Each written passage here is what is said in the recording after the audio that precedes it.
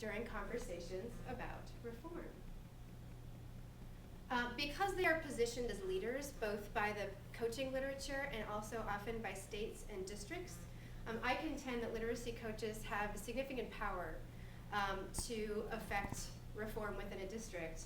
And I believe that it is essential that those coaches are working specifically to support the students who have traditionally been marginalized by the school system. To that end, I turned to critical theory to help me kind of frame my study and to better understand what was going on when the literacy coaches were negotiating with that change. The first, as you can see, Colleen, and it's also in your packet, which, do you mind passing that down? Thank you.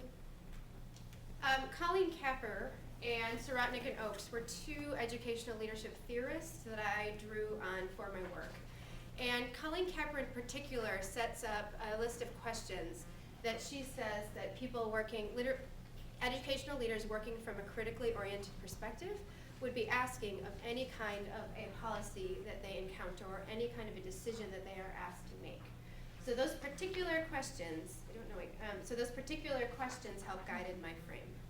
Because the majority of my data comes from conversations between the literacy coaches and also between the district staff, I actually also turned to theories about language and use in order to help me better understand how the literacy coaches were negotiating the tensions that they were experiencing.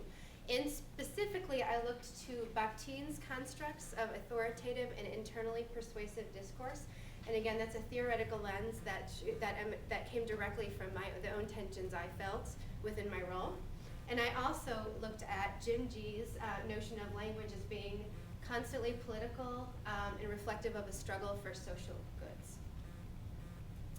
Well, I captured the methods that I used for my larger dissertation study within this graphic. For the presentation, I'll focus really in on the critical discourse analysis.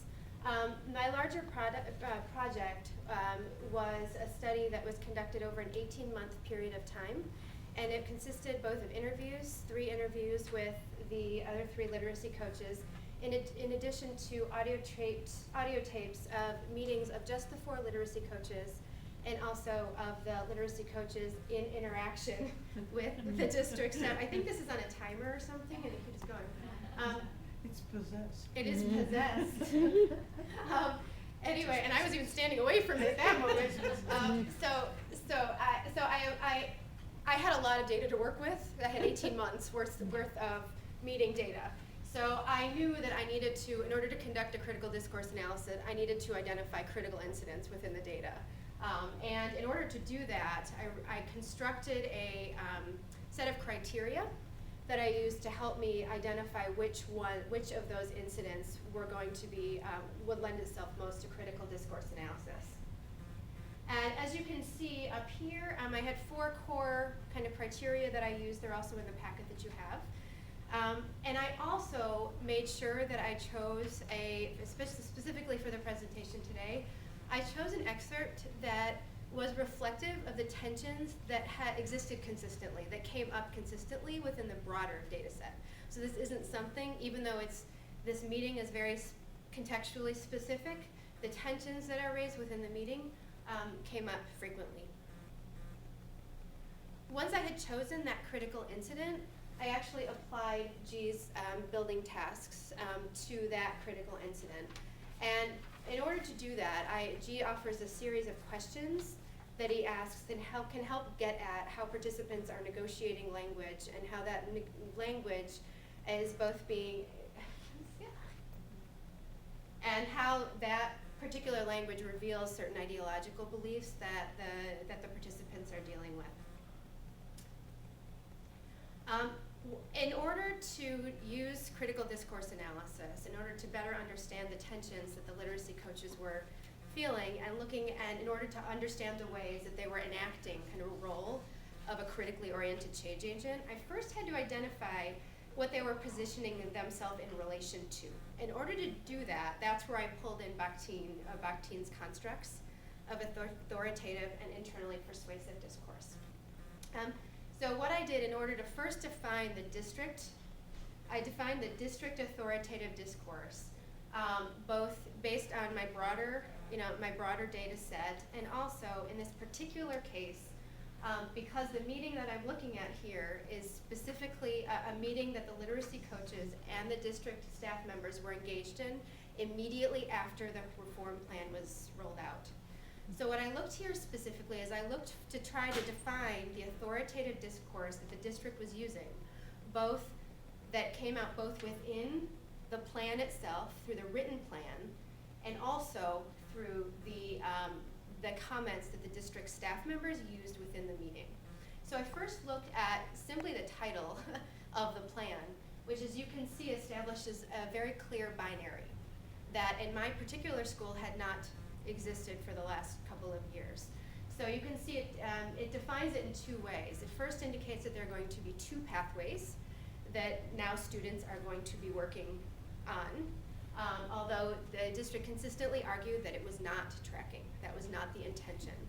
But I argue that there's a very clear binary established here. And then they also delineate that binary by defining it as accelerated pathway and as a preparatory pathway. As you can see here, this is the theory of action that guided the plan. And I actually bolded in red all of the terms that were reflective of the authoritative discourse that I had, again, seen come up over and over and over in our data. So alignment, alignment to the standards was essential, non-negotiable part of the district plan, as was consistency across the 4 high schools. Bakhtin helps us understand that the authoritative discourse, he says, is presented with its authority already fused to it. Therefore, it's unopen to questioning or critique.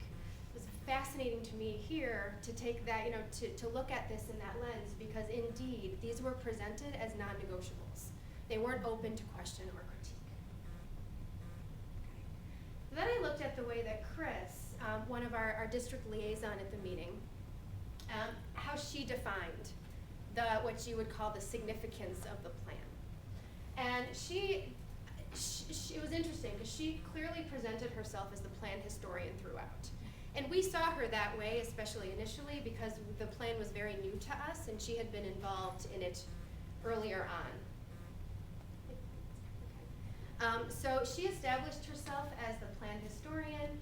She often controls the conversation in a number of different ways. And I'm going to move forward because I know I'm running out of time. What I then did, once I looked at Chris's comments and how she established the authoritative discourse, then I looked at what the literacy coaches did to try to problematize that discourse. And you'll see that it's written out in the paper that you have. But Carol in particular actually used the authoritative discourse. She used it in terms of, she repeated the word structure there, but then introduced a very strong critique of the structure. Especially, it's strong in that the word that she chose to describe the effects of that structural change was the word travesty. And she reminds us that we need to think about all the possible options that a speaker could have used within a particular context. And so this reflects her very strong critique of that.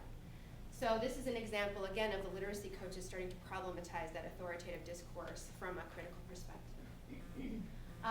We also problematized the plan. I pulled out this example in a different way because we problematized it by specifically asking whose interests are being privileged within the decisions that were made within the plan. And what was interesting to me about this excerpt was that you notice that I started something. I started a conversation thread, and Rachel literally completed my utterance. She completed my thought. And I call that a co-constructed utterance, which was frequently used by the literacy coaches.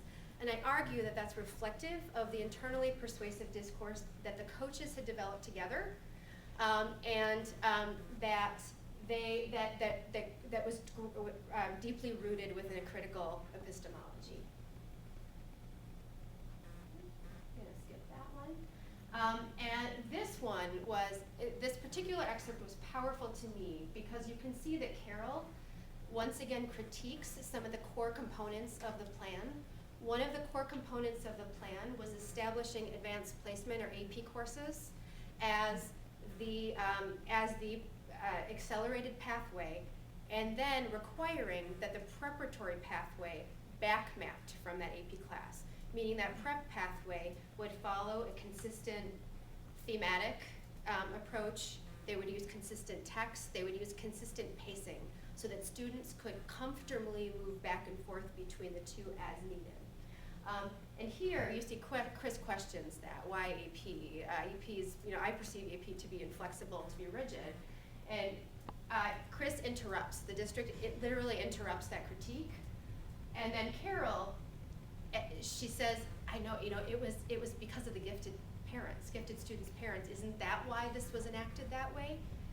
And Chris says, no, not at all. The reason why it was selected is because they exist right now. These courses exist right now. That's why. Because any other district development of curriculum has been an arduous process.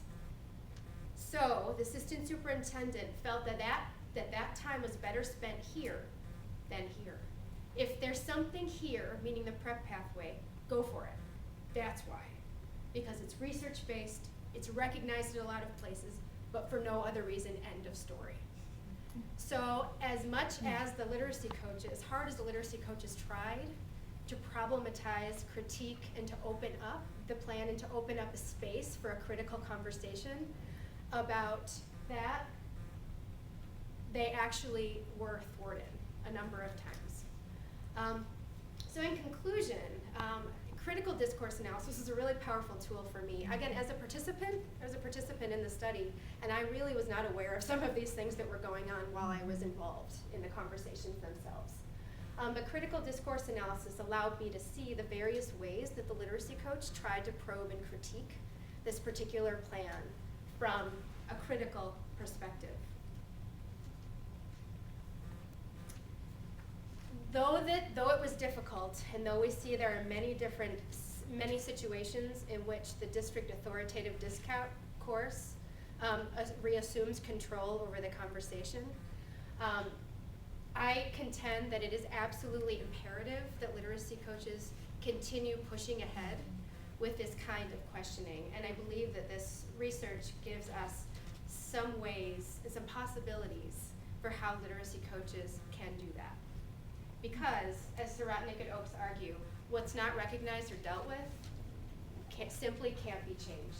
If fundamental characteristics are not changed in school improvement efforts, then what results is not change in any non-trivial sense, only the illusion of change.